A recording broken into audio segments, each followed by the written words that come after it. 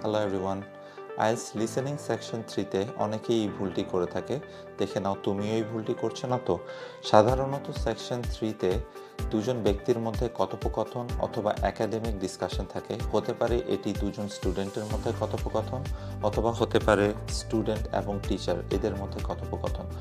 অনেক ক্যান্ডিডেট যে ভুলটি করে সেটা হচ্ছে তারা শুধুমাত্র অ্যান্সার খোঁজে, কিন্তু কোন স্পিকার কী কথা বলছে সেটা ট্র্যাক করে না, যার ফলে রং অ্যান্সারটি তারা লিখে ফেলে।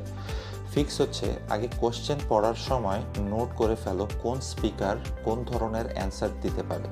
যখনই অডিওতে স্পিকার চেঞ্জ হবে তখনই তুমি মেন্টালি সুইচ করো, ওই স্পিকারের কথায় বেশি গুরুত্ব দাও, তাহলে তোমার অ্যান্সারটি খুঁজে বের করতে সুবিধা হবে। রেজাল্ট হচ্ছে সেম অডিও, কিন্তু এখন তুমি কনফিউজ হবে না যে কোন স্পিকার কী কথা বলছে এবং কোন স্পিকারের কথায় তোমার বেশি গুরুত্ব দিতে হবে, এবং যার কারণে তোমার স্কোর বেড়ে যাবে। এরকম আরও লিসেনিং টিপস পেতে ফলো করো আইএলটিএস এরিনা বিডি। ধন্যবাদ।